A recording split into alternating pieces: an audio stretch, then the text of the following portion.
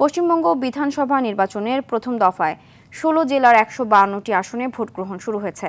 সকাল ৭টা থেকে কড়া নিরাপত্তায় ৪৪,৩৬৭টি বুথে এই প্রক্রিয়া চলছে। ৩,৬০,০০,০০০-এরও বেশি ভোটার আজ ১,৪৭৮ জন প্রার্থীর ভাগ্য নির্ধারণ করবেন, যার মধ্যে রয়েছেন বিরোধী দলনেতা শুভেন্দু অধিকারী ও কংগ্রেসের অধীর রঞ্জন চৌধুরীর মতো হেভিওয়েট প্রার্থীরা।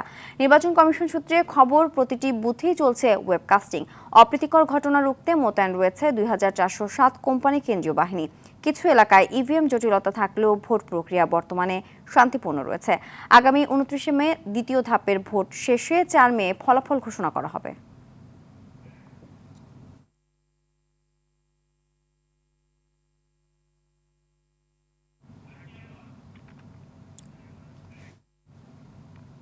দর্শক, বিধানসভা নির্বাচনের সবশেষ খবর জানাতে কলকাতা থেকে সরাসরি যুক্ত হচ্ছেন সহকর্মী পরমাশিস ঘোষ রায়।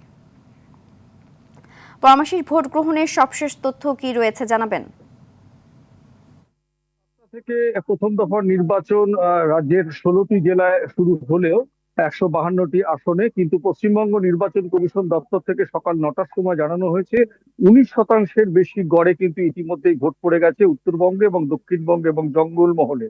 বিশেষ করে পূর্ব মেদিনীপুরে কাঁথি, নন্দীগ্রাম এইসব অঞ্চলে কিন্তু ভোটের অংশগ্রহণে কিন্তু উৎসাহ ছিল অত্যন্ত উদ্দীপনার সাথে। সকাল থেকেই প্রায় ৬:৩০টার মক্কল থেকেই শুরু কিন্তু সেই সময় থেকে কিন্তু সাধারণ মানুষ ভোটের লাইনে ছিলেন। মুর্শিদাবাদের চিত্রটাও এক। শুরুতেই বেশ কিছু জায়গায় বচসা অভিযোগ কিন্তু উঠে এসেছে নির্বাচন কমিশনের কাছে। নির্বাচন কমিশনের তরফ থেকে কিন্তু পুরো বিষয়টি খতিয়ে দেখার চেষ্টা চলছে। ইতিমধ্যেই কিন্তু যেসব জায়গায় ইভিএম এর একটা সমস্যা দেখা দিয়েছিল সেখানে কিন্তু নির্বাচন কমিশন খুব সদর্থক ভাবে ভূমিকা নিয়ে সেখানে নির্বাচন কাজ শুরু করেছে। সকাল ১০:৩০টার পর থেকে অর্থাৎ সকাল ১০:৩০ থেকে ১১:৩০টার মধ্যে নির্বাচন কমিশন সূত্রে খবর এখনো পর্যন্ত ২২% মতন কিন্তু গড়ে ভোট পড়েছে।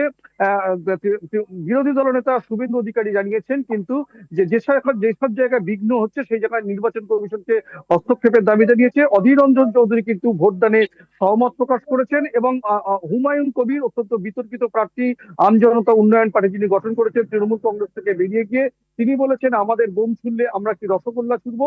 সার্বিকভাবে কিন্তু নির্বাচন এখনো পর্যন্ত অবাধ ও শান্তিপূর্ণ ভাবেই চলছে। নির্বাচন কমিশন কিন্তু একেবারে নিশ্ছিদ্র নিরাপত্তা যেমন বলয় রেখেছে এবং ওয়েবকাস্টিং এর মাধ্যমে কিন্তু সবকিছু খতিয়ে দেখছে এখনো পর্যন্ত।